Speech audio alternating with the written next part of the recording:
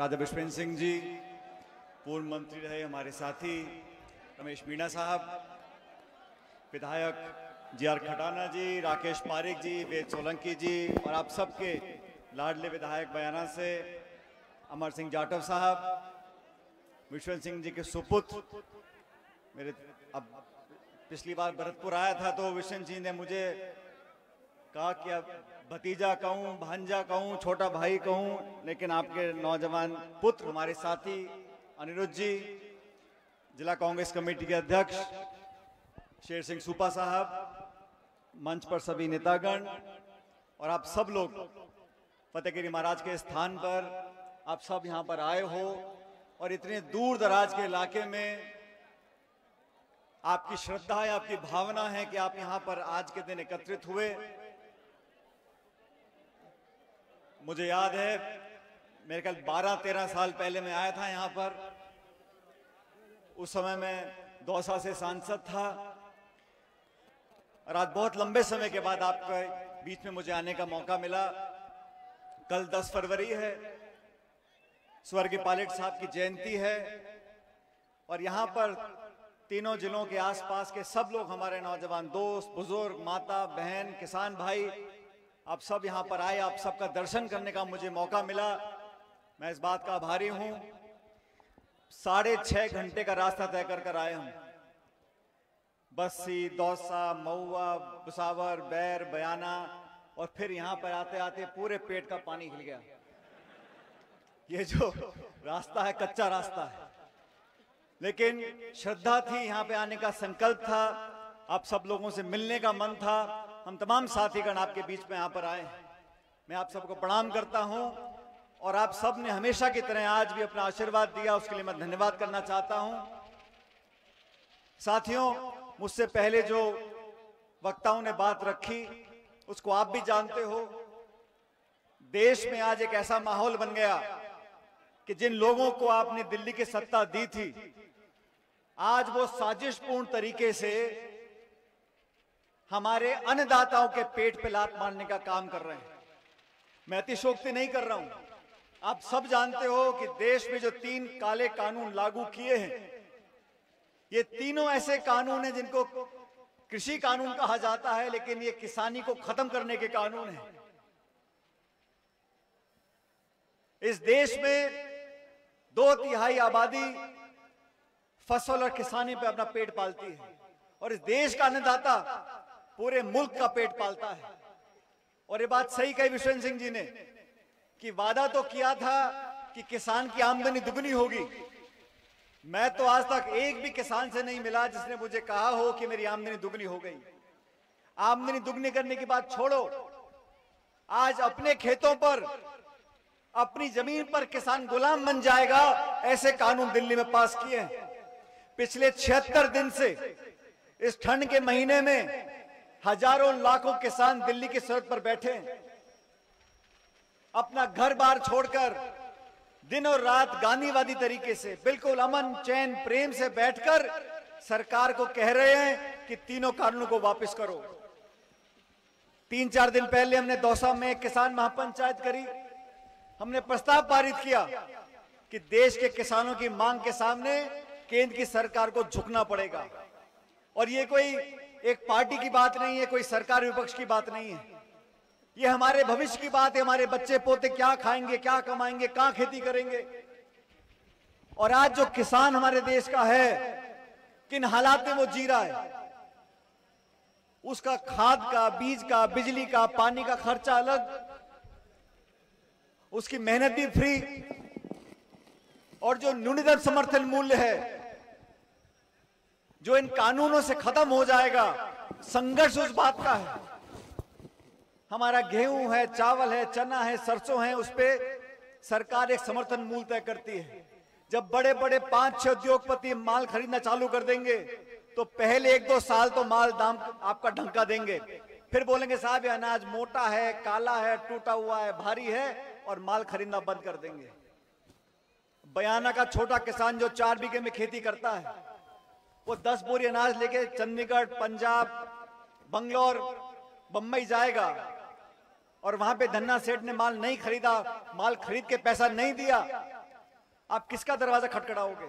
इन कानूनों में कोई प्रावधान नहीं है कि किसान का हित सुरक्षित है।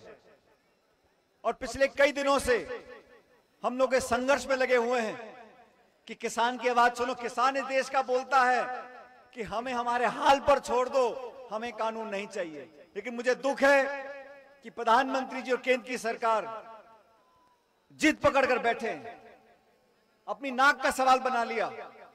अरे कानून वापस लो, किसानों को बुलाओ, उनसे पूछो कि तुम कैसा कानून चाहते हो। मैं भी चाहता हूं कि कृषि में निवेश हो, पैसा लगे, अच्छी फैक्ट्रियां लगे, उद्योग लगे, हमारे किसान के बच्चे पढ़ लिख कर आगे नौकरियां करें।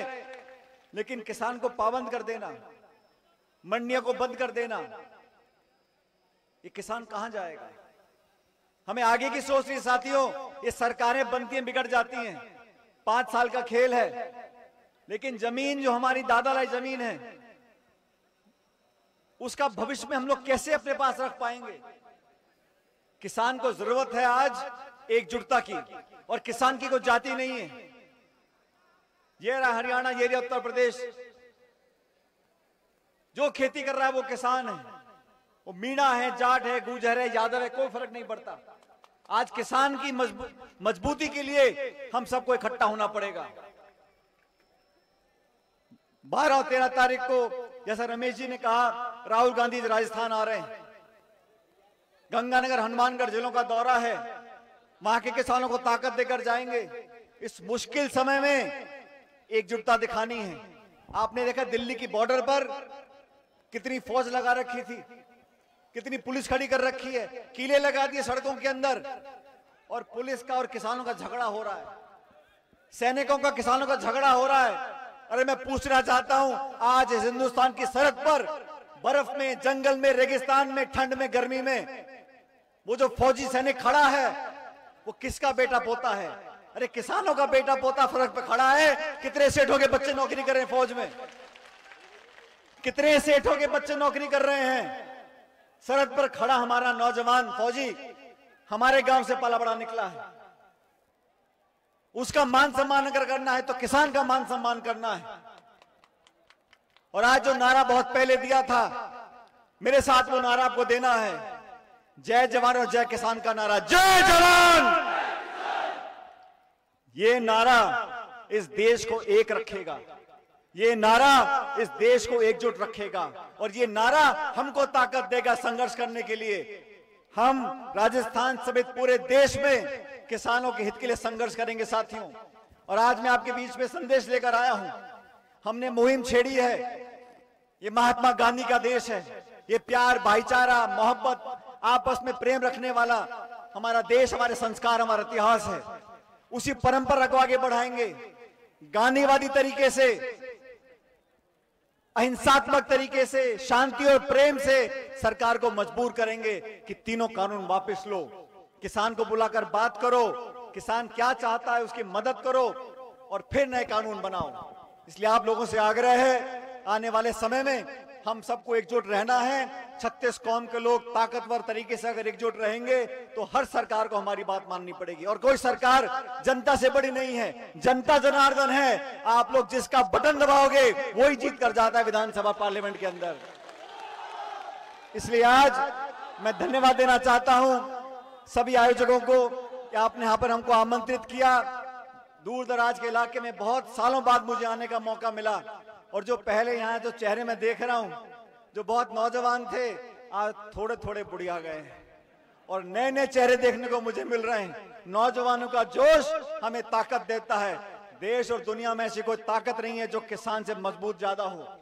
हमारी एकजुटता हमारी ताकत है। आपने हम सब साथियों को साथ दिया। मेरे यहाँ मंच पर जो मजबूत साथी बैठे हैं, इन्होंने आपके लिए संघर्ष किया है, किसानों के लिए संघर्ष किया है, और आने वाले समय में केंद्र की सरकार को भी झुकाकर मानेंगे। एक बार दोबारा वो नारा दो किसान वाला, ताकि दिल्ली तक आवाज जाए कि जवान और किसान एक है। जय जवान! माताओं बहनों से वो आप भी बोल दो, आपके बेटे पोते हैं। आखिरी नारा दे रहा हूं, जोर से बोलना, ताकि यहाँ पर हम सब का आना कामयाब हो जाए। जय जवान, जय किसान! बहुत बहुत धन्यवाद। राम राम साहब। अरे एक मिनट, ये बच्ची खो गई किसी की। ये 1 मिनट सुन लो भाई, सुन लो। ये बच्ची खो गई है, काऊ की कौन की है?